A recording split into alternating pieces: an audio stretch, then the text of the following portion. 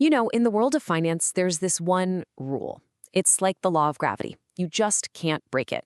It affects every single dollar you will ever invest. Today, we're going to pull back the curtain on that rule, the unbreakable link between risk and return.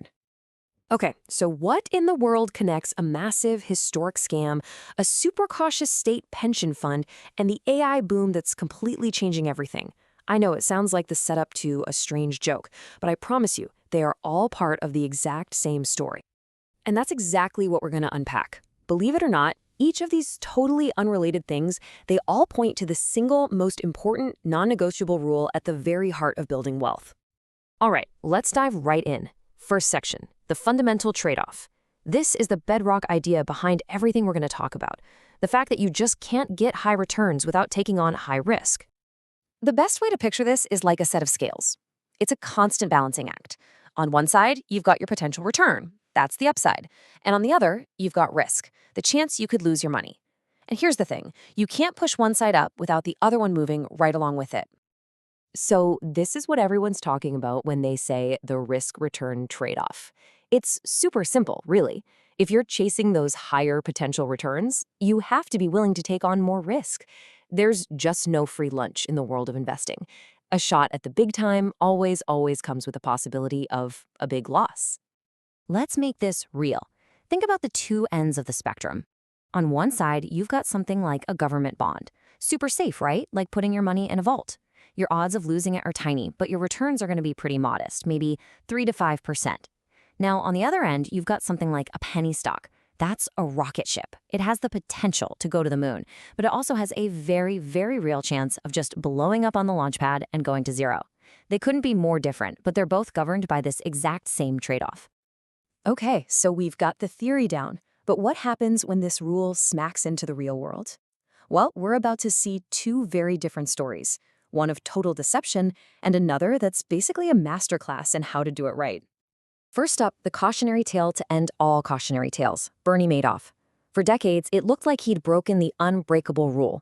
He was promising investors this amazing combination, really high, steady returns, we're talking 10 to 12% a year, with almost no risk. So what was his secret? Well, he wasn't investing at all. It was just a classic Ponzi scheme. He was using money from new investors to pay off the old ones, right up until the music stopped in 2008. And the sheer scale of this thing, it's just mind-boggling. $64.8 billion. That's how much money, how much fabricated wealth just vanished. Poof, gone. The largest financial fraud in U.S. history. The lesson here is one of those things your grandpa probably told you. If it seems too good to be true, it probably is. Anytime you hear a pitch that promises high, steady returns with low risk, your alarm bells should be screaming. It's just not how finance works. Okay, now let's flip the coin and look at a masterclass in how you manage risk, not ignore it. The state of Wisconsin's pension fund took a look at Bitcoin, one of the most volatile assets on the planet, and decided to add it to their portfolio. But look how they did it. They put in a teeny tiny fraction, just 0.1 to 0.2%. It was a very calculated bet. And this is such a key insight. It's the pro-level thinking right here. By adding just a tiny sliver of a high-risk asset, they didn't really move the needle on the overall risk of their huge $150 billion portfolio. But they did manage to juice their returns a bit. It proves a really crucial point. Risk isn't about just one thing. It's about how everything you own works together. Okay, so that idea, thinking about your whole portfolio, is more crucial right now than maybe ever before, because today's markets have these traps hidden in plain sight, in places where you might feel totally safe. So let's look at some of them.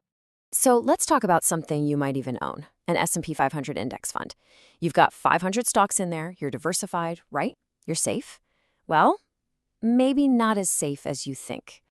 38%. What could that possibly mean in a fund with 500 stocks? It sounds impossible, but it points to a huge hidden risk. And here it is, the big reveal. In a lot of major indexes, just the top 10 tech companies can make up almost 40% of the entire fund. That's what we call concentration risk. Your diversified fund is actually making a giant bet on just a handful of the same huge companies. And this whole situation gets supercharged by the AI boom. A lot of those same big tech companies now make up about a quarter of global portfolios, and they're spending hundreds of billions of dollars on stuff, data centers, computer chips. And here's the catch. Historically, businesses that have to spend a ton on physical assets, they tend to underperform. So that creates this big dilemma for all of us. Do you chase the incredible potential of AI, or do you start to worry that you're overpaying for these companies that are spending a fortune to build it? So, if that index fund isn't the magic bullet for safety you thought it was, what do you do? The answer is smarter, real diversification. It's the antidote to all this hidden risk. Real diversification isn't just about owning a lot of stocks. It's about spreading your bets across different dimensions. We're talking about different countries, different industries, and different types of assets like stocks, bonds, and other alternatives. And this is the really important part. You want to own things that don't all move in the same direction at the same time. That's the only way to avoid what we call illusory diversification, where it looks like you're safe, but you're not.